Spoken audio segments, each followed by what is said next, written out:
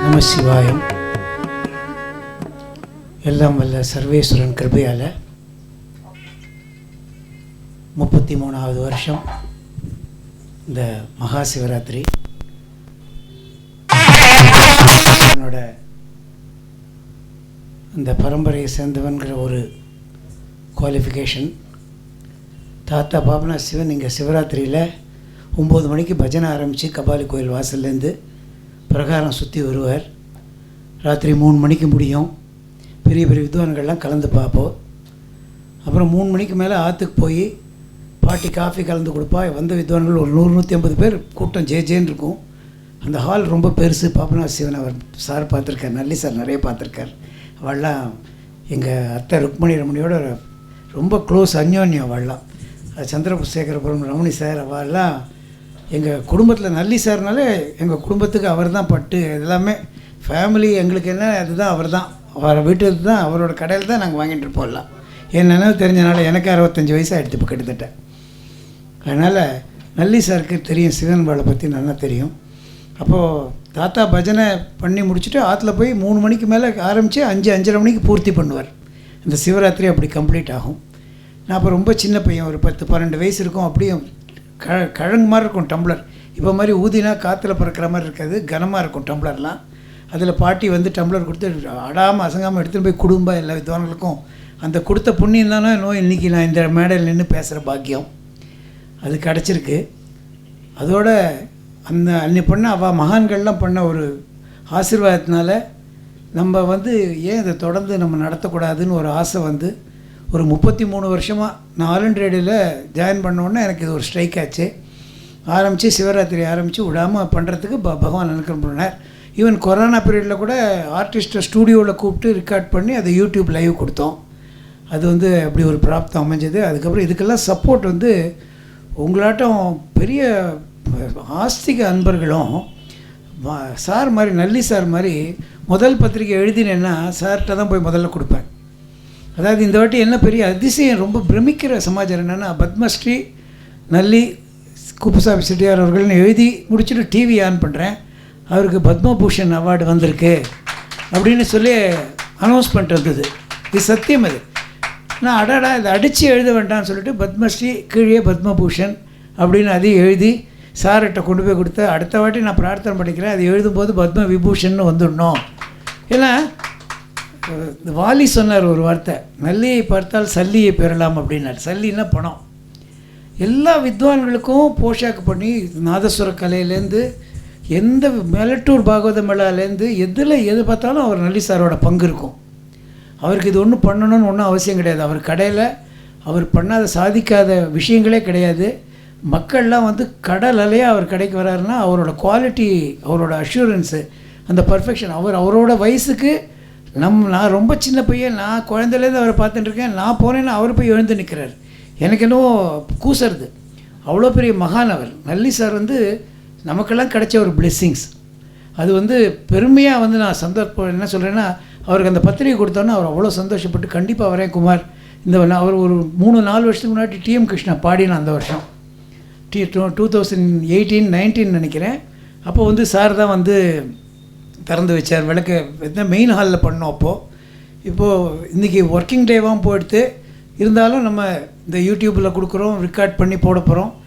இந்த முக்கியமாக என்னென்னா, இந்த விஷயம் முதல்ல ரீச் ஆகணுங்கிற என்ன சமாச்சாரம்னா, இந்த சிவபக்தி பண்ண தொண்டு இருக்குது பார்த்தீங்களா, கண்ணப்ப நாயனார்லேருந்து பெரிய பெரிய 63 நாயன்மார்கள்லாம் பண்ண தொண்டில் நம்ம அதெல்லாம் கேட்குற போது நமக்கு புல்லரிக்கிறது. அதை வந்து சுதா சேஷையன் மேடம் மூலியமாக நம்ம கேட்குற போது ஒரு விஷயமும் இவ்வளோ இருக்கா. சௌந்தரலரி ஆகட்டும், இந்த விஷயமாகட்டும், எந்தெந்த சப்ஜெக்ட் அவளும் வந்து பெரிய ஸ்காலர், ஒரு டாக்டரேட். நான் திருவம்பாவை எந்த சப்ஜெக்ட் எடுத்தாலும் அவள் வந்து ரியல் டாக்டர். ஆல்சோ டாக்டர்னால் டாக்டர் மட்டும் இல்லை, வசூல் ராஜா டாக்டர் இல்லை, ரியல் டாக்டர் அவள். அதில் வந்து எக்ஸ்ட்ரீம் அவள் ரொம்ப ப்ரில்லியண்ட். அதில் ஒரு பெரிய காலேஜில் எம்ஜிஆர் யூனிவர்சிட்டியில் ஒரு பெரிய டீனாக இருந்திருக்கா. அவள் சமாச்சாரம் நம்ம லிஸ்ட்டு படிக்க முடியாது. அவ்வளோ தூரத்துக்கு அவளுக்கு பயோடேட்டா படிக்கிற அளவுக்கு எனக்கு யோகியதை இல்லை. அவள் மேடம் போன வருஷம் ரெக்வெஸ்ட் பண்ணிட்டேன். பண்ணோன்னா மேடம் வந்து லாஸ்ட் மினிட்டில் கேன்சல் பண்ண முடியாயிடுது. அப்புறம் ஒரு நாம சங்கீர்த்தனத்தை வச்சு அதை ஃபுல்ஃபில் பண்ண முடியாச்சு. இந்த வாட்டி நான் கேட்டேன், மேடம் எப்படியாவது நீங்கள் வந்து நடத்தி கொடுக்கணும், உங்களோட ஸ்பீச் வேணும் எங்களுக்குன்னு. டெஃபினட்டாக வரேன் அப்படின்னு சொன்னால் அது எங்களுக்கு ஒரு பாக்கியம், இந்த ஒரு பிராப்தம் நமக்கு. இது எல்லாம் சேர்ந்து அமைஞ்சிருக்கு.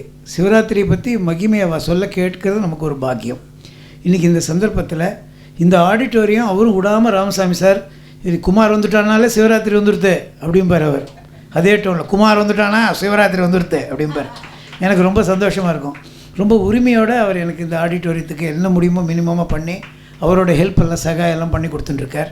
அவருக்கு என்னோடய நன்றியை தெரிவிச்சுக்கிறேன். சார் வந்து எல்லாருமே ஒரு சின்ன ஒரு சொல்லுவாள், நான் ஒரு அணில் கூட இல்லை, அதை விட ஏதாவது ஒரு சர்வீஸ் பண்ணுறேன்னா அதை எடுத்துக்கோங்க. நீங்கள்லாம் வந்து நிறைய பேர் இதை பார்த்துட்டுருப்பீங்க, யூடியூப்லேயும் பார்க்குறேன். இன்னும் நிறைய பேருக்கு இது போய் ரீச் ஆகணும், எல்லோரும் வரணும், கலந்துக்கணும்.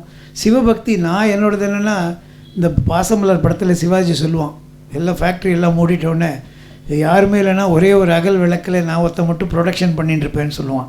இது மாதிரி நான் ஒருத்த மட்டும் மிருதங்கம் வாசிச்சுட்டு விளக்கேற்றிட்டு சுவாமிகிட்ட வாசிக்கணுங்கிற சங்கல்பத்தோடு தான் இருக்கேன் நான். அதுக்கு சுவாமி கிருபையில் நல்ல இந்த ஹால் ஃபுல்லாகிடும் இன்னும் கொஞ்சம் நேரத்தில். ஏன்னா எல்லாருக்கும் ஒர்க்கிங் டே, ஆஃபீஸ் லீவ் போட முடியாத சந்தர்ப்பம். அதுக்கு மேற்கொண்டு இன்றைக்கி இப்படி நடக்கிறது. கூடிய வரைக்கும் நாங்கள் டைம் மெயின்டைன் பண்ணுறோம். இதில் ரொம்ப சந்தோஷம் என்னென்னா, மேடமும் சார் வந்து விளக்கேற்றணும், ராமசாமி சாரும் மேடைக்கு வரணும். வந்து மேடைக்கு வந்து விளக்கேற்றி ராதா கல்யாணராமன் என்னோடய சிஸ்டர் வந்திருக்கா, என்னோடய மூத்த சகோதரி, அவள் வரணும். மேடைக்கு வந்து இந்த குத்து விளக்கேற்றி இந்த நிகழ்ச்சியை தொடங்கி கொடுக்கணும். அடுத்தது மேடமோட ஸ்பீச் இருக்குது. அனைவரும் மேடைக்கு வரும்படி தாழ்மையோட கேட்டுக்கிறேன்.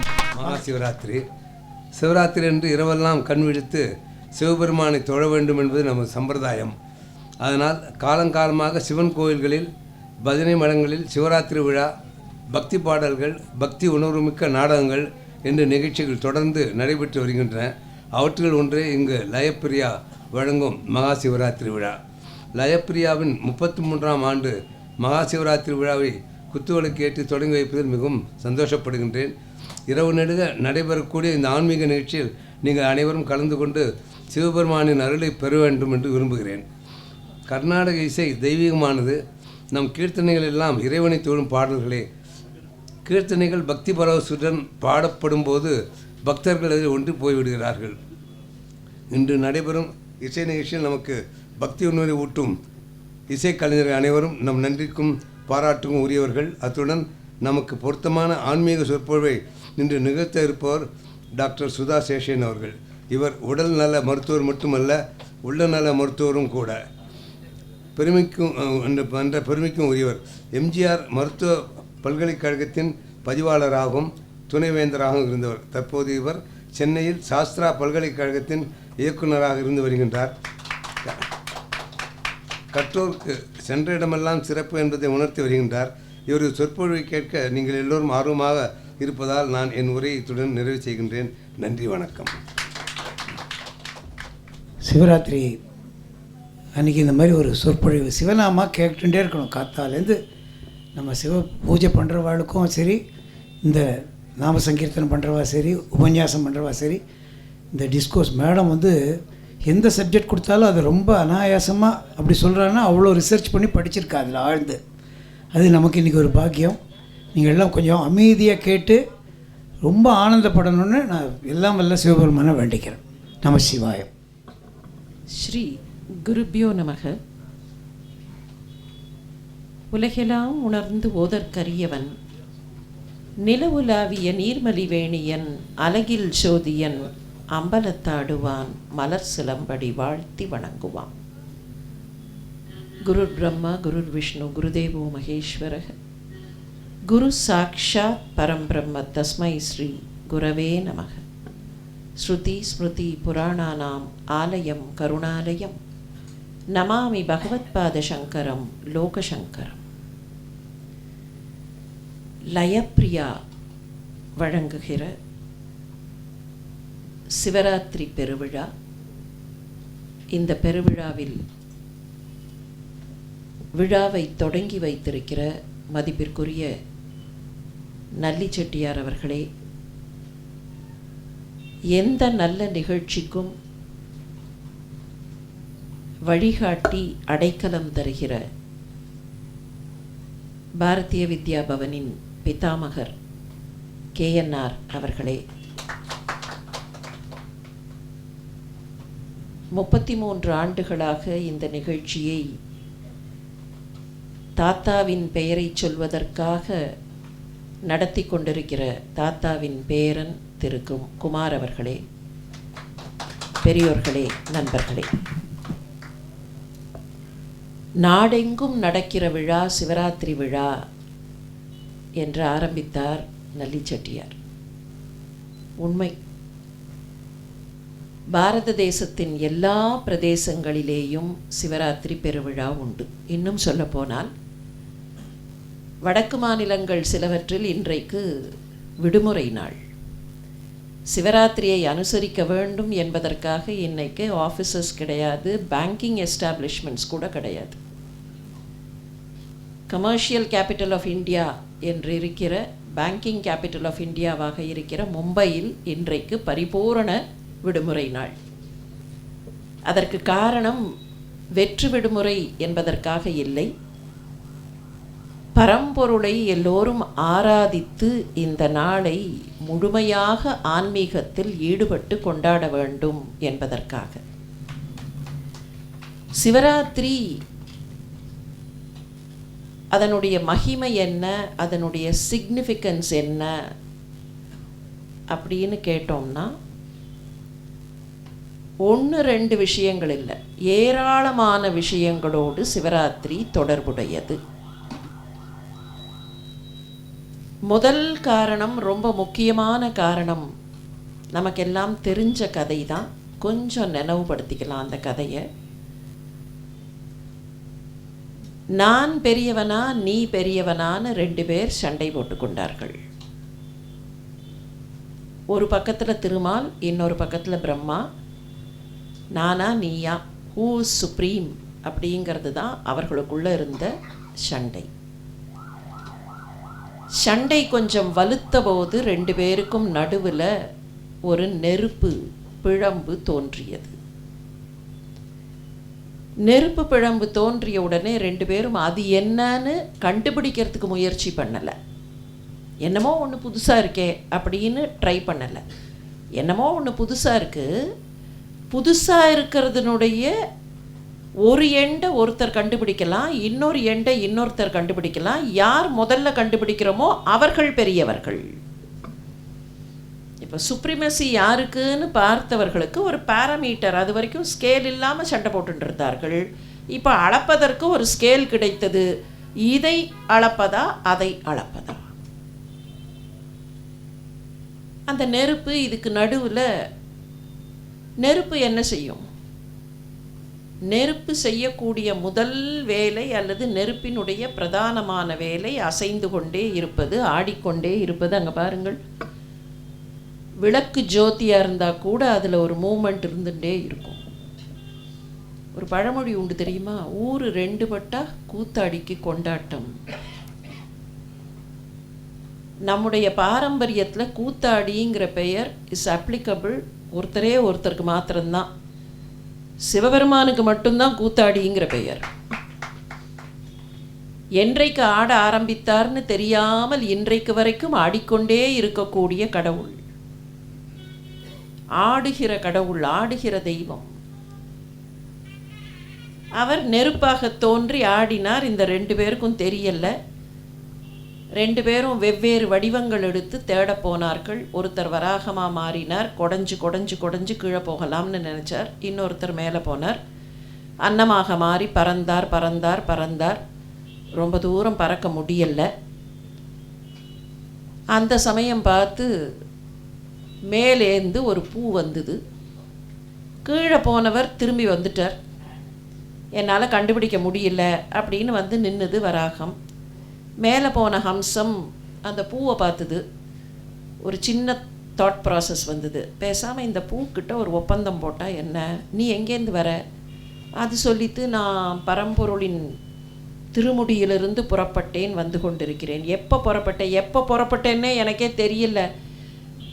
இன்னும் எவ்வளவு நாள் கழித்து கீழே போவே தெரியல. நான் மேலேந்து கீழே விழுந்துட்டே இருக்கேன். எப்போ போய் விழப்போகிறேன்னு தெரியல. ரொம்ப நல்லதாக போச்சு. நீ என்ன பண்ணு, வேறு ஒன்றும் பண்ண வேண்டாம், என்னோட வா. நானும் மேலே வந்தேன், நம்ம 2 பேரும் சேர்ந்து தான் கீழே வந்தோம்னு அதை மாத்திரம் சொல்லு போகிறோம். அந்த பூவும் ஒத்துண்டுது, 2 பேரும் வந்தார்கள். இந்த கதை நமக்கு தெரியும். இதுக்கப்புறம் கீழே வந்த உடனே எது யார் உண்மையை சொன்னார்கள் அப்படிங்கிற விஷயம் வெளியில் தெரிஞ்சுது. அதுக்கப்புறம் அந்த கதையை அப்படியே கண்டினியூ பண்ணுவோம். பொய் சொன்ன பிரம்மாவுக்கு ஒரு தலை போச்சு. அது வரைக்கும் அவருக்கு 5 தலை. 5 தலை இருந்தது. இந்த பக்கம் அப்படி 4 தலை 4 டைரக்ஷனை பார்த்துது. ஒரு தலை மேலே இருந்தது. பொய் சொன்ன ஒரு தலையை அப்படி கிள்ளிட்டார். ஏன் அந்த தலைக்கு மாத்திரம் அந்த தண்டனைனா, மேலே பார்த்து முதல்ல போகிறச்சே அதுதானே அந்த தாழம்பூவோ முதல்ல பார்த்துருந்துருக்கணும். அதனால் முதல்ல பார்த்த தலை போச்சு. சரி, தாழம்பூக்கும் ஒரு தண்டனை. இனிமேல் நீ சிவபூஜைக்கு ஆக மாட்டாய். ஏன்? பொய் சொல்கிறதுக்கு துணையாக இருந்தாய். நீங்கள் சட்டத்தில் சொல்லுவார்கள், தப்பு பண்ணினவர்கள் மாத்திரமில்லை, இந்த க்ரைம் யார் செய்தார்களோ அவர்கள் மாத்திரமில்லை, abettor to the crime also gets a punishment அப்படிம்பார்கள். அந்த தாழம்பூவுக்கும் கூட சேர்த்து தண்டனை கிடைத்தது. ஆனால் எந்த தாழம்பூ சிவபூஜைக்கு ஆகாது என்று ஒதுக்கப்படுகிறதோ அந்த தாழம்பூ சிவபூஜைக்கு சேர்த்து கொள்ளப்படுகிற திருநாள் சிவராத்திரி திருநாள். சிவராத்திரியின் 3ஆம் கால பூஜை இருக்கே, ராத்திரி 3ஆம் கால பூஜையில் தாழம்பூ வேணும்னு கேட்பார்கள். அந்த சமயத்தில் மாத்திரம் தாழம்பூ சேர்த்து கொள்ளப்படும். என்னன்னா, தாழம்பூ தன்னுடைய தவறை உணர்ந்து சிவபெருமானை வணங்கி மன்னிப்பு கேட்டு தான். சிவராத்திரி அன்னைக்கு விரதம் இருந்து தாழம்பூ மன்னிப்பு கேட்டதுனால அந்த தாழம்பூக்கும் மன்னிப்பு வழங்கப்பட்டு சிவபூஜைக்கு அது சேர்த்து கொள்ளப்படுகிற ஒரு திருநாள். இந்த கதைக்கும் சிவராத்திரிக்கும் என்ன சம்பந்தம்னு கேட்கலாம். நாட் ஒன்லி தாழம்பூ சம்பந்தம். 2 பேருக்கும் நடுவில் நெருப்பு ஸ்தம்பம் தோன்றியதா இல்லையா? அந்த நெருப்பு ஸ்தம்பம் தோன்றிய நாள் கார்த்திகை மாதத்து கார்த்திகை திருநாள்னு கணக்கு. இந்த நெருப்பு ஸ்தம்பம் அப்படியே ஆடிண்டே இருந்தது. சண்டை போட்ட 2 பேரும் மெல்ல மெல்ல தங்களுடைய வீண் அகங்காரத்தை உணர்ந்தார்கள். நீயா நானா யார் பெருசுன்னு சண்டை போடுறோமே, யார் பெரியவர்களாக இருந்தாலும் நடுவில் வந்து நிற்கிற பகவானை உணர தெரியலன்னா அப்புறம் எவ்வளவு பெரியவராக இருந்து என்ன பிரயோஜனம்? நான் பெருசா நீ பெருசாங்கிறது இட்ஸ் அ ஷோ ஆஃப் ப்ராவெஸ். அந்த ஷோ ஆஃப் ப்ராவெஸ்னால என்ன பிரயோஜனம்? பகவானையே புரிஞ்சிக்க முடியலையே. ஏதோ நெருப்புன்னு நினச்சிட்டு இதுக்கு என்ன இடம் அதுக்கு என்ன இடம்னு தேடிட்டு போனோமே, அப்படின்னா பகவானையே உணர்த்தாத நம்முடைய ப்ராவெஸ், நம்முடைய வல்லமை என்ன பயன் அப்படின்னு 2 பேரும் உணர்ந்தார்கள். 2 பேரும் சிவபெருமான்கிட்ட வேண்டிக் கொண்டார்கள். இப்படி நெருப்பாக இருந்தால் எப்படின்னு கேட்டபோது அந்த நெருப்பு குளிர்ந்தது. குளிர்ந்து குளிர்ந்து குளிர்ந்து அது ஒரு மலையாக மாறியது. குளிர்ந்து மலையாக மாறிய நாள்தான் மாசி மாதத்தில் வருகிற சிவராத்திரி திருநாள். 6 மாதம் ஆச்சு கிட்டத்தட்ட அந்த மலை குளிர்வதற்குன்னு. அதுக்கப்புறம் வேண்டினார்களாம், இப்படியே இருந்து எல்லாருக்கும், எங்களுக்கு மாத்திரமில்லை எல்லாருக்கும் நீங்கள் அருள் செய்ய வேண்டும்னு கேட்டு அந்த நெருப்பு மலை அப்படியே கல் மலையாக தங்கி போனது. அதைத்தான் திருவண்ணாமலை அப்படின்னெல்லாம் சொல்லி தீபம் ஏற்றும் போது வணங்குகிறோம், கொண்டாடுகிறோம். இந்த கதைக்குள்ள நிறைய விஷயம் இருக்குது. திரு குமார் அவர்கள் இங்கே பேசும்போது 63 கதையெல்லாம் கேட்கறச்சே நமக்கு எவ்வளவு உருக்கமாக இருக்குன்னார். 63க்கும் சரி அடியார்களுக்கும் சரி முக்கியமான ஒரு குவாலிஃபிகேஷன் உண்டு. என்ன குவாலிஃபிகேஷன்? நாம் என்னவா இருந்தால் பகவானுடைய பக்தராக இருக்கிற குவாலிஃபிகேஷன் நமக்கு இருக்கும். 63 போய் பார்த்தா ஒன்று தெரியும். மகாஸ்வாமி ஒரு இடத்துல லிஸ்ட்டே போட்டு காமிச்சிருப்பார். அவர் எதை வச்சு லிஸ்ட் போடுவார்னா, உமாபதி சிவாச்சாரியார்னு ஒருத்தர் இருந்தார். அவர் லிஸ்ட் போட்டார். யார் யார் என்னென்ன இடத்தை சேர்ந்தவர்கள், யார் யார் எந்தெந்த குலத்தை சேர்ந்தவர்கள்னு ஒரு லிஸ்ட் போட்டார். இந்த 63 பேரில் சில பேர் அரசர்கள், சிம்மாசனத்தில் உட்கார்ந்து ஆட்சி செய்தவர்கள். சேரமான் பெருமாள் நாயனார் சேர நாட்டினுடைய அரசராக இருந்தவர். காடவர்கோன் கடற்சிங்கன் பல்லவ நாட்டு அரசராக இருந்தவர். இப்படி அரசர்களாக இருந்தவர்கள். இன்னொரு பக்கத்தில் எக்ஸ்ட்ரீமில் பார்த்தோம்னா அடுத்த வேளை சாப்பாட்டுக்கே ஒன்றும் இல்லாமல் இருந்தவர்கள். அன்னக்காவடின்னு சொல்லுவோமே, அந்த மாதிரி அன்னக்காவடிகளாக இருந்தவர்களும் 63 உண்டு. அடுத்த வேளை சாப்பாட்டுக்கு என்ன வழின்னு தெரியாது. சில பேர் செயற்கரிய செய்தவர்கள். வாளால் மகவறிந்து ஊட்ட வல்லேன் அல்லேன் அப்படின்னார்களே, அந்த மாதிரி தன்னுடைய பிள்ளையையே அடியாரின் உணவுக்காக கொடுத்தவர். அந்த மாதிரி நினைச்சு கூட பார்க்க முடியுமா நம்மால? கண்ணப்பர் சொன்னாரு, தன்னுடைய கண்ணையே எடுத்து கொடுத்தவர். நினச்சி பார்க்க முடியுமா? கண்ணை கொடுத்தார்னு சொல்கிறது ஈஸியாக இருக்கலாம். கொஞ்சம் விஷுவலைஸ் பண்ணி அந்த இடத்துக்குள்ளே போய் பார்த்தோம்னா விஷுவலைஸ் பண்ணுறதுக்கு கூட நம்மால் முடியாது. கண்ணை கொடுத்தார் அப்படின்னு சொல்கிறது ரொம்ப ஈஸி. அவர்கிட்ட சிவனை எப்படி பூஜை பண்ண வேண்டும் அப்படின்னு கூட வந்தவர்கள் 2 பேர் சொன்னார்கள். அவருக்கு கண்ணப்பர்னு பேர் கிடையாது, அப்போ திண்ணனார்னு தான் பேர். திண்ணனார் காளஸ்திக்கு பக்கத்தில் இருக்கிற காட்டுப்பகுதிக்கு பொத்தப்பிக்காடுன்னு பேர். அந்த பொத்தப்பிக்காட்டில் இருந்தவர். வேட்டையாடக்கூடியவர். வேட்டையாடுறது மாத்திரம்தான் தெரியும், அது கூட முழுசாக தெரியாது. அவர் ரொம்ப கத்துக்குட்டி. வேட்டையாடுற குலத்தின் தலைவருடைய மகன். இவரை ஏன் அப்பா அனுப்பினார் அன்னைக்கு, அந்த பர்டிகுலர் டே ஏன் அனுப்பினார்னா, அந்த அப்பா சொன்னார், இவன் தான் அடுத்தது தலைவன் ஆகணும், ஆனால் ஒன்றுமே தெரியாமல் இருக்கான், நான் கூட வந்தேன்னா இவன் சரியாக இருக்க மாட்டான், அதனால் நான் வரலை, எனக்கு உடம்பு சரியில்லைன்னு நான் தங்கிடுறேன், இவனை அழைத்து கொண்டு போங்கள், இவன் கிரவுண்டில் போய் கற்றுக்கிட்டோம் வேட்டையாடுறதுக்குன்னு விட்டார். அதுக்கப்புறம் நடந்ததெல்லாம் நமக்கு தெரியும், அந்த கதைக்குள்ளே போக வேண்டாம். ஆனால் கண்ணை கொடுத்தார்னு சொல்கிறோமே, அதை நினச்சி பார்க்க நம்மால் முடியுமா? அவர்கிட்ட என்ன சொல்லிட்டார்கள் கூட வந்தவர்கள்னா, இதோ இருக்கே இந்த சிலைக்கு என்ன பண்ணுவார்கள், தண்ணீர் ஊற்றி அபிஷேகம் செய்வார்கள். அதுக்கப்புறம் என்ன பண்ணுவார்கள், பூவெல்லாம் வச்சு அலங்காரம் பண்ணுவார்கள். அதுக்கப்புறம் என்ன பண்ணுவார்கள், சாப்பாடு வைப்பார்கள். அவர்களுக்கு தெரிஞ்சது அதுதான், நெய்வேத்தியம்னெல்லாம் சொல்ல தெரியாது, சாப்பாடு வைப்பார்கள். இவர் கேட்டுட்டார், ஓ தண்ணி ஊற்றி குளிப்பாட்ட வேண்டும், பூக்களை வைக்க வேண்டும், சாப்பாடு கொடுக்க வேண்டும். ஒரு குழந்தைக்கு ஒரு அம்மா பண்ணுறது அது தானே. அவரை பொறுத்த வரைக்கும் சிவபெருமான்னு பேர் கூட சொல்ல தெரியாது. அந்த தலையில் ஜட்டாபாரம் அப்படி இருக்கிற ஒரு சிலை தான் முதல்ல ஆதியில் அவர் பார்த்தது, அந்த மாதிரி ஒரு சிலை தான். என்ன பேர் வச்சார்னா குடுமித்தேவர்னு பேர் வச்சார். குடுமித்தேவா அப்படின்னார். சிவபெருமான்னு சொல்ல தெரியாது, அவர் கடைசி வரைக்கும் சிவபெருமான்னு சொன்னதாக எங்கேயுமே ரெக்கார்டு இல்லை. குடுமித்தேவா அப்படின்னார். குடுமித்தேவா, உனக்கு சாப்பாடு கொடுக்கணுமே, கார்த்தால வந்துருத்தே, பொழுது விடிஞ்சாச்சே, உனக்கு சாப்பாடு கொடுக்கணுமே.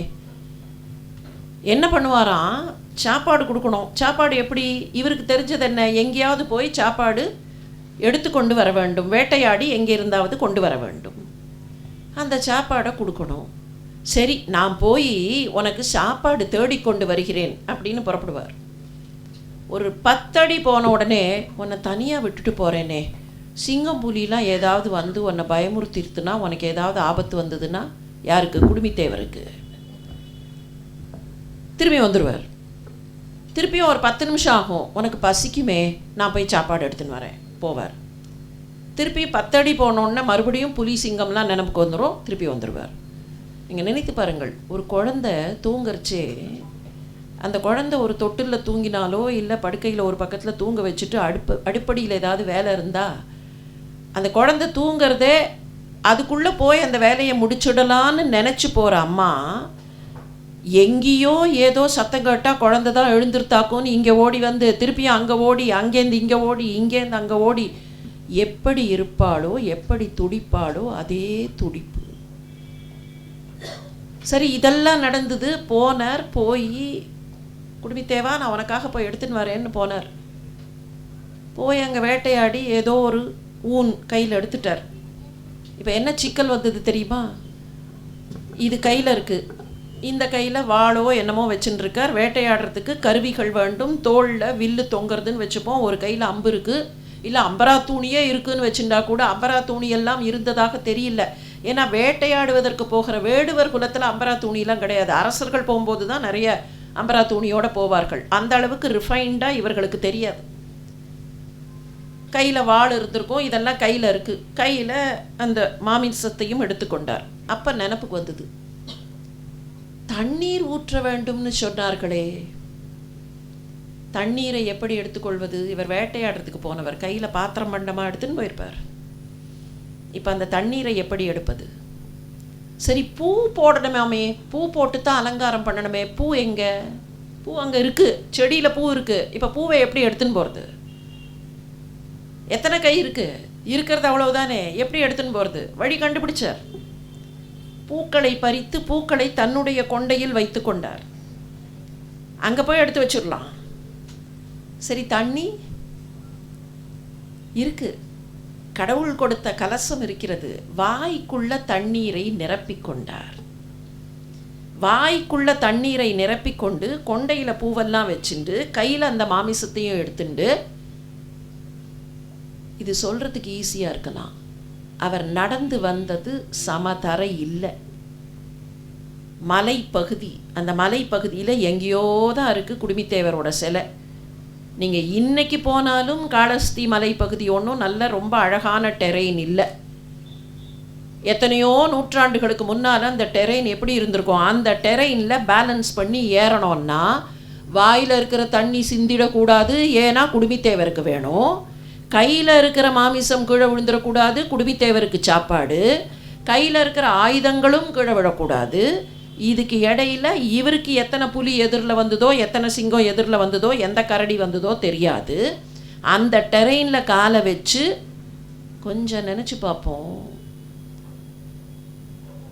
நான் விளையாட்டை கேட்கல, கொஞ்சம் சீரியஸாகவே இதை நினச்சி பார்ப்போம். அந்த குழந்தை வாயை அப்படி உப்பி விளையாடும். அந்த பருவத்தில் அந்த குழந்தையால் உப்பி ஒரு 4 நிமிஷம் வச்சுன்னு இருக்க முடியும். வயதில் பெரியவர்கள் நம்மால் எவ்வளவு நேரம் அந்த மாதிரி வச்சுட்டு இருக்க முடியும்? வாயை அப்படி உப்பி வச்சுட்டோனாலே மூச்சு கொஞ்சம் கஷ்டப்பட ஆரம்பிக்கிறதா இல்லையா? ரொம்ப நாளி முடியலையா இல்லையா? வாயில் தண்ணியும் வச்சுண்டு கையில் இத்தனை பொருட்களையும் வச்சுண்டு கீழே பார்த்தெல்லாம் நடக்க முடியாது. கீழே பார்த்து நடந்தால் எங்கே விழுவோன்னு தெரியாது. அந்த டெரெயினில் நடந்து வந்து குடுமித்தேவருக்கு இதை கொடுக்க வேண்டும்னு அந்த ஃபோக்கஸில் ஒருத்தர் வந்தாரே, அப்போ அவர் எவ்வளவு கஷ்டப்பட்டிருப்பார். அந்த கஷ்டத்தை வெளியில் அவர் ரியலைஸே பண்ணலைன்னா அவருடைய அன்பு எப்பேற்பட்ட அன்பாக இருந்திருக்கணும். அதுக்கப்புறம் கண்ணை எடுத்து வச்சாருங்கிறது அடுத்த ஸ்டெப். முதல் ஸ்டெப்லேயே அவர் நடந்து வந்த மாதிரி நாம் நடந்து வர முடியுமா? ஒரு 2 நிமிஷம் அப்படி நடந்து போக முடியுமான்னு நினச்சி பார்த்தோம்னா அது எவ்வளவு கஷ்டமான விஷயங்கிறது புரியும். செயற்கரிய செய்தவர்கள், கண்ணப்ப நாயனார் செயற்கரிய செய்தவர். கண்ணப்பர்னு அவருக்கு பேர் வச்சது யார் தெரியுமா? அவள் அப்பா அம்மா இல்லை, திண்ணன் தான் அவரோட பேர். பக்கத்தில் திண்ணனூர்னு ஒரு ஊர் இருக்குது, அந்த பகுதிகளில் இருந்தார்னு கணக்கு. அதனால தான் அங்கே திண்ணனூர்னு பெயர் வைத்தார்கள். அவள் அப்பா அம்மா வச்ச பேர் திண்ணன் தான். அவருக்கு யார் பெயர் வைத்தார்கள் கண்ணப்பன்னு? ஒரு கண்ணை எடுத்து வச்சுட்டார், அப்போ இன்னொரு கண்ணில் ரத்தம் வருது. முதல்ல மூலிகை சாரை தேடிட்டு போனார். இப்போ 2வது கண்ணில் ரத்தம் வந்தோடனே மூலிகை சாரை தேடவே இல்லை. எனக்கு வழி தெரியும், எனக்கு வழி தெரியும், ஊனுக்கு ஊன் கண்ணுக்கு கண். அடுத்த கண்ணை எடுக்க போயிட்டார். அந்த அடுத்த கண்ணை எடுத்தால் அவருக்கு கண்ணு தெரியாது. அப்போ தான் அவருக்கு சிக்கல் வந்தது. ஒரு கண்ணில் நினைத்து பாருங்கள், மறுபடியும் இந்த கண்ணில் ரத்தம் வந்துட்டுருக்கு. அவர் கண்ணை எடுத்திருந்தா அவருக்கு ரத்தம் வந்துருந்துருக்குமா இல்லையா? வலி இருந்திருக்குமா இல்லையா? அந்த வலியை பற்றி தெரியவே இல்லை, அவர் அதை சொல்லவே இல்லை. இந்த கண்ணில் இருக்கிற கையில் ஒரு கையில் அடையாளம் வச்சுட்டார், ஒரு அம்பால், ஒரு கையில் இருக்கிற அம்பால் இந்த கண்ணை எடுக்க போகிறார். அப்போ தான் ஹி ரியலைஸ்ட், இதை எடுத்துட்டேன்னா எங்கே வைக்கிறதுன்னு எனக்கு லொக்கேஷன் தெரியாமல் போகுமே, நான் எப்படி லொக்கேஷனை ஐடென்டிஃபை பண்ணுறது? வழி கண்டுபிடிச்சார். கண நேரத்தில் வழி கண்டுபிடிச்சார். 2 கால் இருக்கே, ஒரு காலை தூக்கி அப்படி மேலே வச்சுடலாம். ஸ்டில் ஒரு காலில் பேலன்ஸ் பண்ணிட்டு ஒரு கால் அங்கேயும் வச்சுட்டு இந்த கண்ணையும் எடுக்கணும்னா சாத்தியமா? அதை எடுக்க போனார் பாருங்கள். அப்போ ஒருத்தர் வேக வேகமாக குரல் கொடுத்தாராம். சின்ன குழந்தை ஓடித்துன்னு வச்சுப்போம், ஓடாதே அப்படின்னு அம்மா சொல்லணும்னா ஒரு தடவை சொல்ல மாட்டான். பதைப்பில் பதற்றத்தில் ஓடாத ஓடாத ஓடாத அப்படின்னு சொல்லுவா. இப்போ அதே மாதிரி அந்த கண்ணை எடுக்கிறதுக்கு போயிட்டாரே, நில்லு கண்ணப்ப நில்லு கண்ணப்ப நில்லு கண்ணப்பனாராம். அலறினாராம். 3 தடவை அலறினார். யாரு? சிவப்பரம்பொருள். நில்லு கண்ணப்ப நில்லு கண்ணப்பன்னு 3 தடவை சொன்னார்னார் சேக்கிழார். ஏன்னா அவ்வளவு தூரத்துக்கு பதைப்பில் அவர் இருந்தார். அந்த கண்ணையும் எடுத்துடாதப்பான்னு பகவானே தவிக்கணும்னு சொன்னா அப்போ அந்த அன்பு எப்பேற்பட்ட அன்பு. 63 என்ன ஸ்பெஷாலிட்டின்னு கேட்டால், இந்த மாதிரி செயற்கரிய பண்ணினவர்கள், வாளால் மகவறிந்து ஊட்டியவர், கண்ணப்பன் ஒப்பதோர் அன்பு, மனைவியையே தானமாக கொடுத்தவர், இந்த மாதிரி பண்ண முடியாத விஷயங்களை, நம்மால் நினைக்க முடியாத விஷயங்களை செய்தவர்கள். சரி, இவர்கள் மாத்திரம்தான் அடியார்களானா?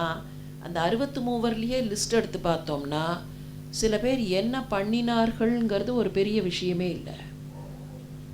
முருகநாயனார்னு ஒருத்தர், அவர் என்ன பண்ணினார்னா நந்தவனம் வச்சு பூ கட்டி கொடுத்தார். அவ்வளவுதான், பூ கட்டி கொடுத்தார். அவராவது பூ கட்டி கொடுத்தார், தினம் தினம் பூ கட்டி கொடுத்தார். ருத்ர பசுபதி நாயனார்னு ஒருத்தர் ருத்ர யாகம் பண்ணினார். ருத்ர யாகம் பண்ணுற குலத்தில் தோன்றியவர். தினம்தோறும் ருத்ர யாகம் எப்படி செய்ய வேண்டுமோ முறைப்படி செய்தார். பெருசாக புதுசாக ஒன்றும் செய்யலை. அப்போ என்ன அர்த்தம்? செயற்கரிய செய்தவர்களும் சாதாரணமாக செய்தவர்களும் மிகப்பெரிய அரசர்களாக இருந்தவர்களும் அன்னக்காவடிகளாக இருந்தவர்களும். ஆனால் இந்த 63 பேரும் நீங்கள் எந்த கோவிலுக்கு வேணாலும் போய் பாருங்கள், கபாலீஸ்வரம் உட்பட 63 பேரில் ஒரே ஒருத்தி தான் உக்காந்துருப்பா. மிச்சம் எல்லாரும் ஒரே மாதிரி நின்று கொண்டு தான் இருப்பார்கள். All of them on the same platform. அவர்களில் வித்தியாசமே கிடையாது. இவர் வசந்தவர் இவர் தாழ்ந்தவர்லாம் கிடையாது. அவ கூட ஏன் உக்காந்துருப்பான்னா, சிவன் அவரை அம்மானு கூப்பிட்டுட்டார். தாயும் தந்தையும் இல்லாத சிவன் இவள் எனக்கு தாயாக இருக்கக்கூடாதான்னு ஒரு கணம் ஆசைப்பட்டாரே.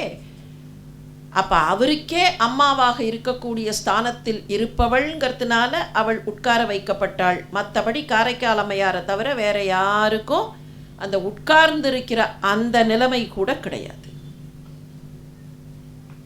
அப்போ இந்த 63 பேருக்கும் ஒரே ஒரு ஃபேக்டர், இவர்களை இணைக்கக்கூடிய ஃபேக்டர்னு பார்த்தோம்னா என்ன? இந்த 63 பேருக்கும் ஒரு காமன் ஃபேக்டர் சொல்லணும். என்ன காமன் ஃபேக்டர் சொல்கிறது? இவர்கள் பிறந்த இடம் வெவ்வேறு, வாழ்ந்த காலம் வெவ்வேறு. சில பேர் நிறைய பாடினார்கள். திருஞான சம்பந்தர் பாடினார், திருநாவுக்கரசர் பாடினார், திருமூலர் பாடினார். சில பேர் ஒன்றும் தெரியாமல் இருந்தார்கள். சில பேர் பூக்கள் கட்டி கொடுத்தார்கள். மீன் பிடிச்சு தனக்கு கிடைக்கிற மீனில் ஒரு மீன் கண்டிப்பாக இதோ பகவானுக்குன்னு வச்சவர் ஒருத்தர், அதிபத்த நாயனார்னு பேர். சில பேர் புதுசாக பெருசாக செய்தார்கள். சில பேர் ஒன்றுமே செய்யலை. பெருசாக நம்ம கணக்கில் பார்த்தோம்னா ஒன்றும் இல்லை. அப்படின்னா இவர்களை இணைக்கக்கூடிய காமன் ஃபேக்டர் என்ன? ஒன்றே ஒன்று தான். அவர்கள்ட்ட இருந்த அபரிமிதமான பக்தியும் அடக்கமும். அடக்கம். தன்னோடதுன்னு எதையுமே அவர்கள் நினைக்கல, தன்னோடதுன்னு எதுவுமே கேட்கல, முக்தி கூட கேட்கல. அதுதான் அவர்களுடைய ஸ்பெஷாலிட்டி. எனக்கு மோட்சம் வேண்டும்னு கேட்கல, எனக்கு முக்தின்னு கேட்கல. முக்தின்னு கேட்டால் கூட அதில் சின்ன எலமெண்ட் ஆஃப் சுயநலம் இருக்குது. எனக்கு மோட்சம் வேண்டும்.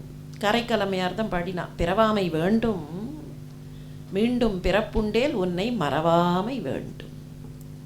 தெரியாதுப்பா, பிறப்பு இருக்குமா இருக்காதான்னு தெரியாது. I cannot decide.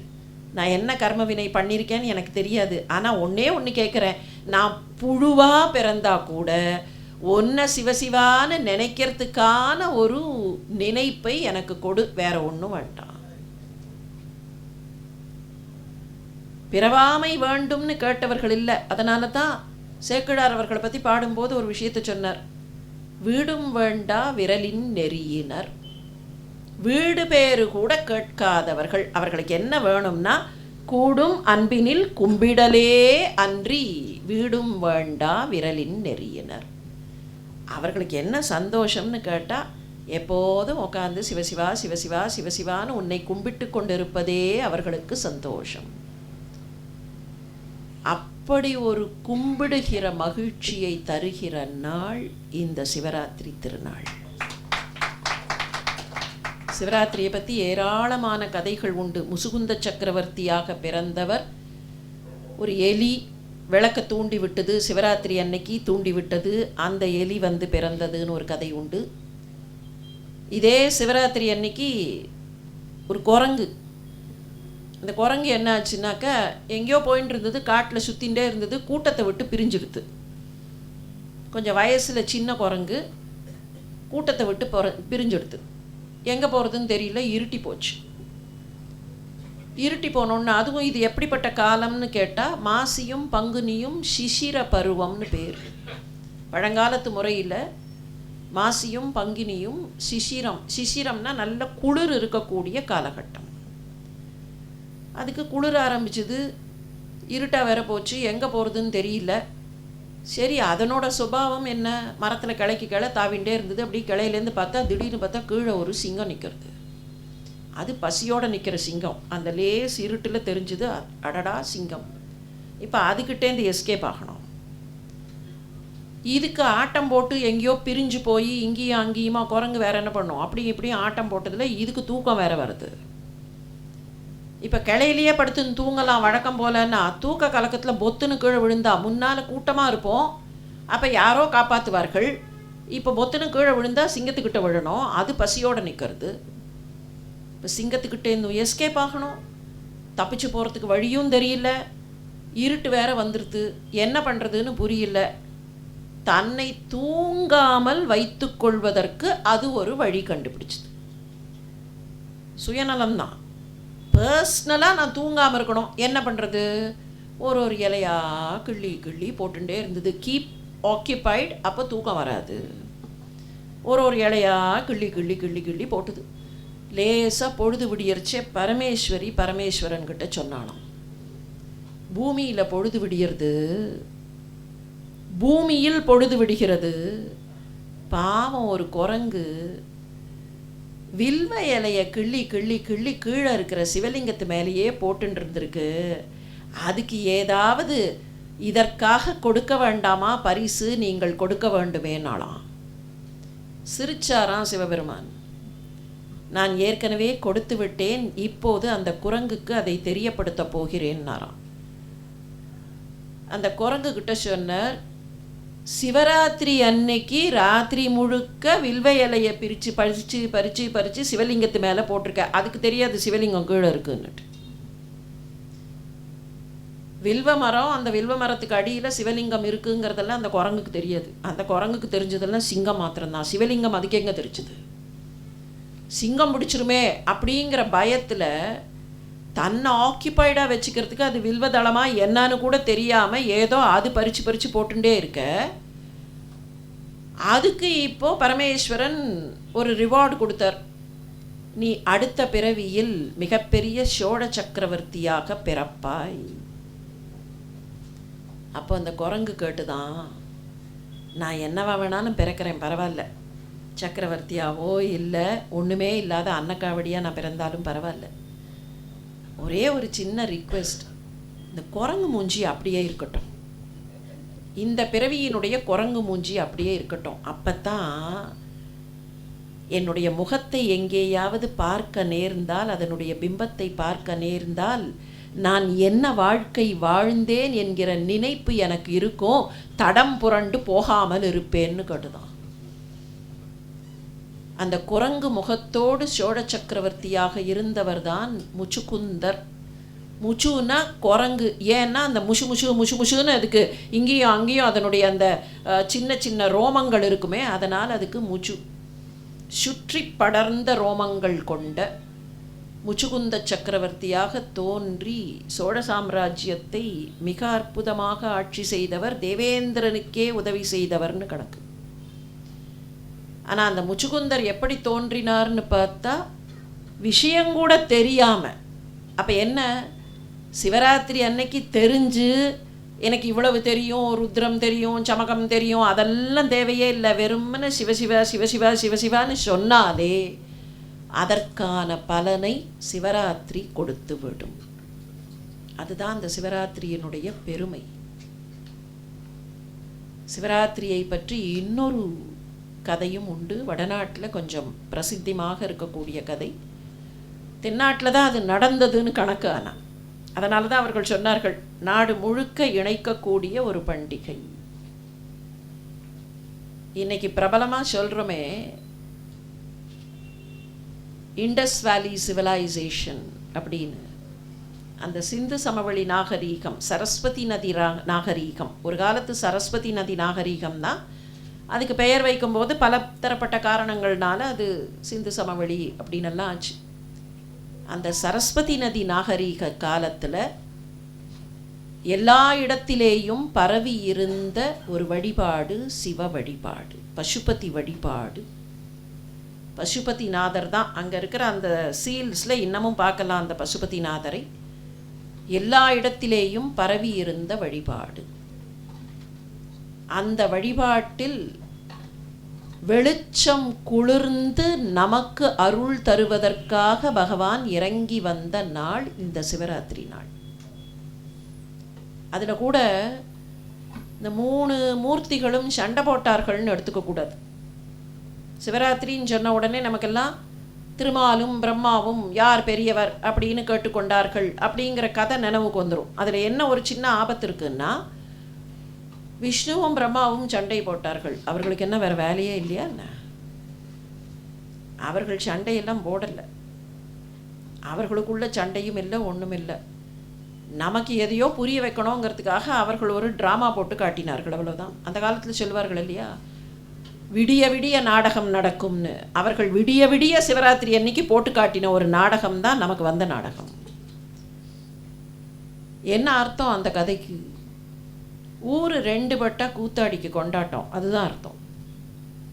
அதுதான் அர்த்தம். ஊரில் 2 குரூப் தான் இருக்கும். நீங்கள் எவ்வளவு டெக்னாலஜி மாறினாலும் சரி, எவ்வளவு நாகரீகம் வந்தாலும் மாறினாலும் என்ன ஆனாலும் சரி, ஊரில் 2 குரூப் தான் இருக்கும். என்ன குரூப்புன்னு கேட்டால், ஒன்று நிறைய பணம் இருக்கக்கூடியவர்கள், பணக்காரர்கள். அது ஒரு குரூப்பாக அப்படியே கான்க்ளாமரேட் ஆகும். அந்த அளவுக்கு பணம் இல்லாமல் கல்வி எங்களிடத்தில் இருக்கிறது, நாங்கள் படிச்சிருக்கோம், எங்ககிட்ட அவ்வளோ பணம் இல்லை, பட் ஸ்டில் இன்டெலிஜென்ஸ் அப்படின்னு குரூப்பு. இது 2 தான் பிரியும். நீங்கள் எவ்வளவு டெக்னாலஜி வேணாலும் வரட்டுமே, நீங்கள் இன்றைக்கி என்ன சொல்லுவோம், அதை ஸ்கில்டு அன்ஸ்கில்டுன்னு ஏதோ ஒன்று அப்படி இருந்தாலும் இந்த 2 குரூப்பு தான். இந்த 2 குரூப்பில் இது 2ம் சண்டை போட்டுதுன்னா கூத்தாடிக்கு கொண்டாட்டம். யார் அந்த கூத்தாடி? அவர் தான். இந்த 2 குரூப்பு தான். இதில் என்ன, செல்வம் ஒரு லெவலில் தன்னால் சில விஷயங்களை செய்ய முடியலை அப்படிங்கும்போது, என்னால் முடியல மன்னித்து விடுங்கள் அப்படின்னு திரும்பி வந்துடுது. செல்வத்துக்கு அதிபதியான திருமால் என்னால் கண்டுபிடிக்க முடியல அப்படின்னு வந்துட்டார். அறிவு அப்படிலாம் ஒத்துக்காது. அறிவு அவ்வளவு சீக்கிரத்தில் தன்னால் முடியலன்னு ஒத்துக்காது. மேக்சிமம் கர்வம் எங்கே இருக்கும்னு கேட்டால் அறிவு கிட்டத்தான் இருக்கும். மா குரு தன ஜன யவ்வன கர்வம்னாரே ஆதிசங்கரர். தன ஜன யவ்வனம், மனிதர்களுக்கு கர்வம் வருவதற்கு என்னெல்லாம் வழிங்கும் போது அவர் லிஸ்ட் போட்டார். தனம், பணத்தால் கர்வம் வரும். கூட நல்ல பவர் இருந்தது, ஆட்கள் இருந்தால் ஆள் பலம் அப்படிங்கிறதுல கொஞ்சம் கர்வம் வரும். இளமையில் கொஞ்சம் கர்வம் வரும். நான் இளமையாக இருக்கிறேன், ஏதோ நிரந்தரமாக இளமை மட்டும்தான் இருக்கிற மாதிரியான நினைப்பு இளமைக்கு எப்போதும் உண்டு. ஆனால் இந்த 3 தாண்டி இன்னொரு ஃபேக்டர் இருக்குது கர்வத்துக்கு. இந்த மூணுத்தினுடைய கர்வமும் எப்பயோ ஒரு சமயத்தில் காணாமல் போயிடும். இளமை கர்வத்தோடு இருக்கும். கண்ணாடி முன்னால் போய் பார்த்து தசரதன் மாதிரி காதோரத்தில் ஒரு நரை தெரிந்தா சரி இளமை போய்கொண்டே இருக்கிறது அப்படின்னு அந்த கர்வம் அடங்கி போயிடும். ஆனால் இந்த மூணுத்துக்கும் இல்லாத ஒரு கர்வம் எதுக்கு வரும் தெரியுமா? அதே ஆதிசங்கரர் சொல்கிறார், வித்யைக்கு வரும். வித்யா கர்வம், எனக்குத்தான் எல்லாம் தெரியும் அப்படிங்கிற ஒரு கர்வம் இருக்கே, அந்த கர்வத்தை அடக்கிறது ரொம்ப கஷ்டம். இப்போ பிரம்மா என்ன பண்ணார்? தாழம்பூவை சாட்சிக்கு கூப்பிட்டார். என்ன அர்த்தம்? நான் சரியா இருக்கேனா இல்லையாங்கிறது முக்கியம் இல்லை, உங்கள் பார்வையில் நான் சரியாக இருக்கிறதா ஒரு ப்ரொஜெக்ஷனை காமிச்சேன்னா நான் அறிவாளி. அந்த அறிவினுடைய வேலை தான் பிரம்மா பண்ணது. அவர் நேர போய் பார்த்தாரா இல்லையாங்கிறது முக்கியம் இல்லை, but he wanted to project to the world. நான் பார்த்துட்டேன், நான் அங்கேருந்து வரேன், அதுக்கு ஒரு பொய் சாட்சி. இந்த அறிவினுடைய செயல்பாடு எப்படின்னா, தான் கர்வமாக இருக்கிறது மாத்திரமில்லை, இன்னொருத்தரையும் தப்பு பண்ணுறதுக்கு தூண்டி விட்டுது. அந்த அறிவை அடக்குகிற நாள் தான் இது. அறிவு தப்பு இல்லை, ஆனால் அறிவு ஆணவமாக மாறினால் சிக்கல். எனக்கு மாத்திரம்தான் எல்லாம் தெரியும் அப்படிங்கிற அந்த ஆணவம் வந்தால் அது சிக்கல். அந்த சிக்கலை தீர்ப்பதற்கான ஒரு நாள். நீங்கள் இப்போ அதிலேருந்து அப்படியே அந்த 63 கதைகளுக்கும் வாருங்கள். 63 இருந்த ஸ்பெஷாலிட்டி என்ன? அவர்களுடைய அன்பு மாத்திரமில்லை, பணிவு, அடக்கம். முழுக்க முழுக்க முழுக்க முழுக்க அடங்கி போன ஒரு பணிவு.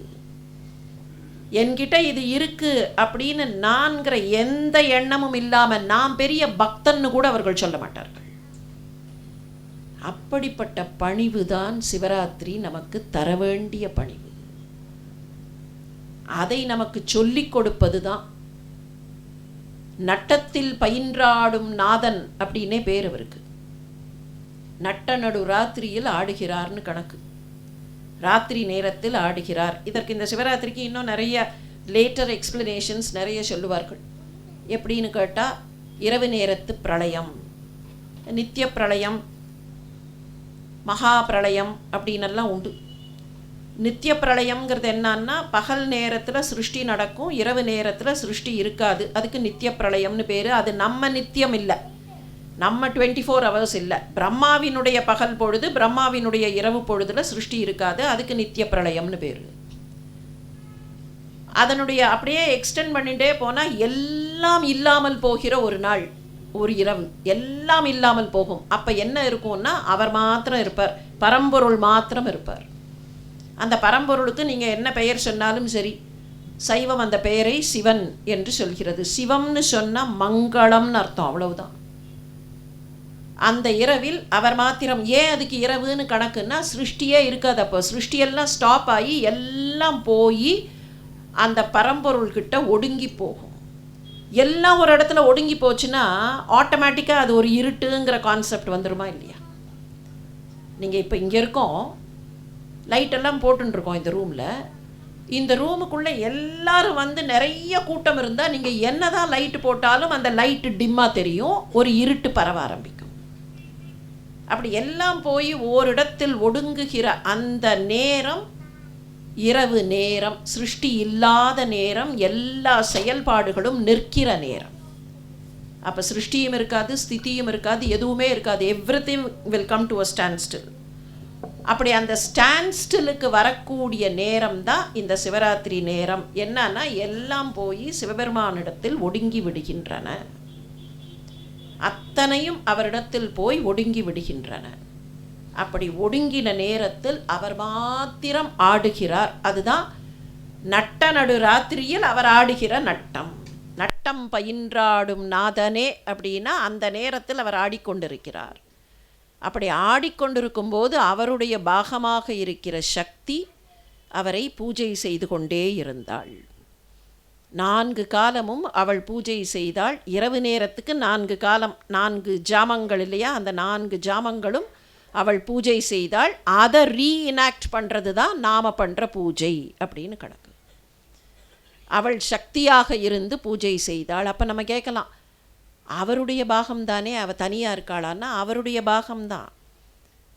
அவருடைய எனர்ஜிக்கு சக்தின்னு பேர். எனர்ஜி இல்லாமல் ஒன்று இருக்க முடியாது. அது இருக்கணும், எக்ஸிஸ்ட் ஆகணும்னா அது எனர்ஜி. அந்த எனர்ஜி தான் இங்கே இருக்குது. இப்போ பராசக்தி பராசக்தின்னு சொல்கிறோமே, அந்த பராசக்தி யார்? பராசக்தி அப்படின்னா அவருடைய எனர்ஜிங்கிறது மாத்திரம் இல்லை, அந்த பராசக்தி தான் இந்த ஜீவன்களின் சக்தியும். பராசக்தியை பற்றி ஒரு டிஸ்கிரிப்ஷன் உண்டு. சாக்தத்தில் பராசக்தி யார் அப்படிங்கிறதுக்கு ஒரு டிஸ்கிரிப்ஷன் உண்டு. சில பேருக்கு தெரிஞ்சிருக்கும், யோகத்திலையும் அது உண்டு.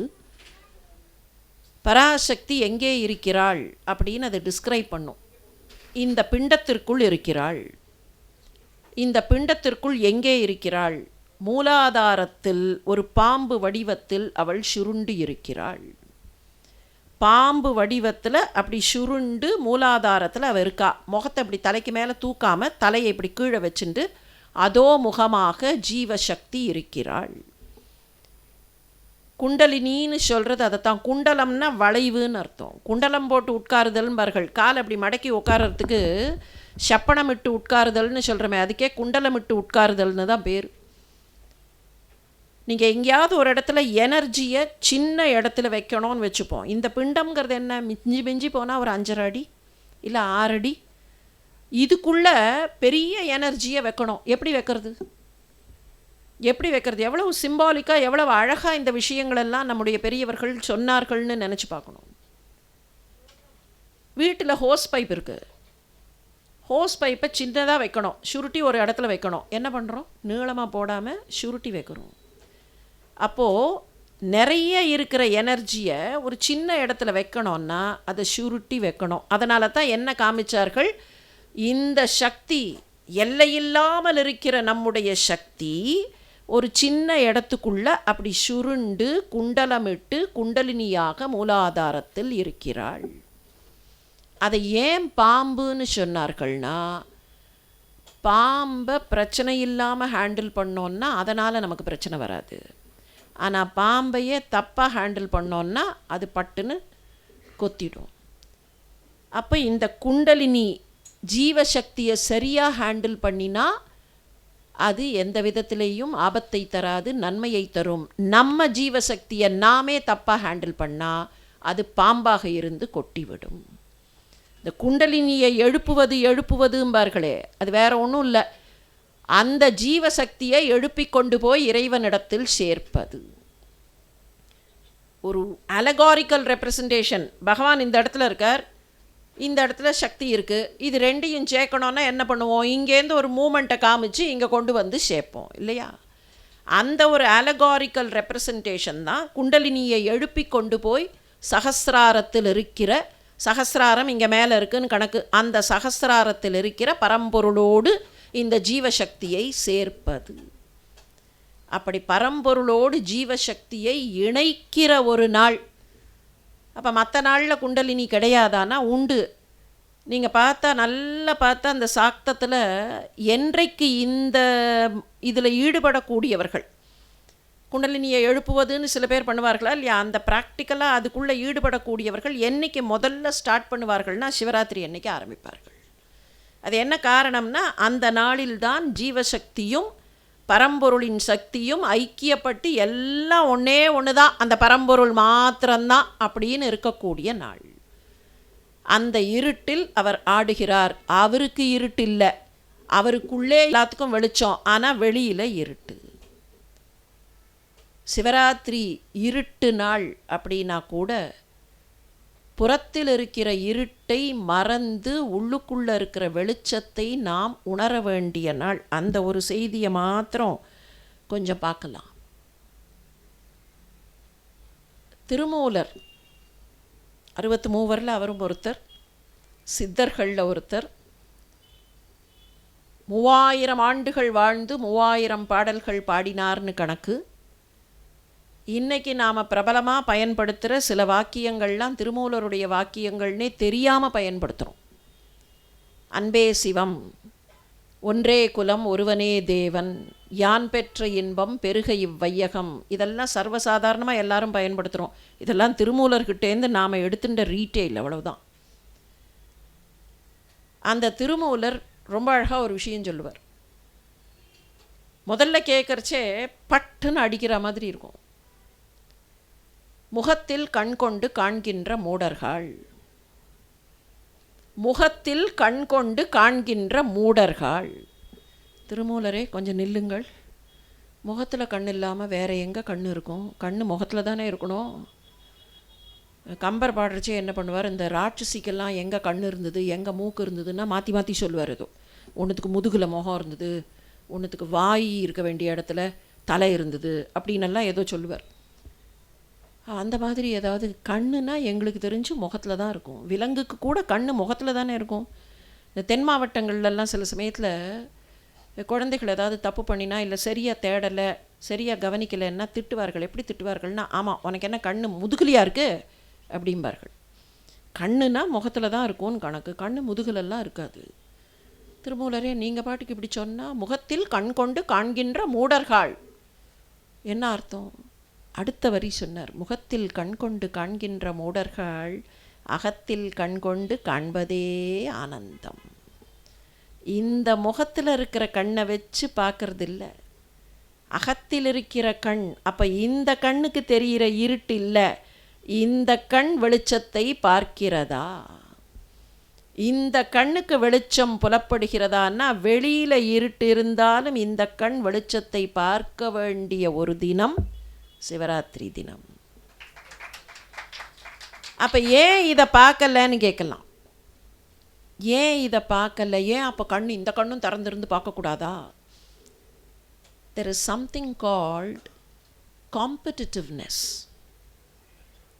காம்படிட்டிவ்னஸ் சயின்ஸில் நிறைய வரும். இந்த காம்படிட்டிவ்னஸ்ங்கிறது, இப்போ ஒரு பொருள் இருக்குதுன்னு வச்சுப்போம், இங்கே ஒன்று இருக்குது இங்கே ஒன்று இருக்குது, இதுவும் இதோடு இணைய முடியும் இதுவும் இதோடு இணைய முடியும். நடுவில் ஒன்று இருக்குது, இங்கே ஒரு ஏ இங்கே ஒரு பி இங்கே ஒரு C. A can join with C, B can join with C. இப்போ ஏ போய் சியோட சேர்ந்துருத்துனா there is no room for B to come and join, so B gets left out.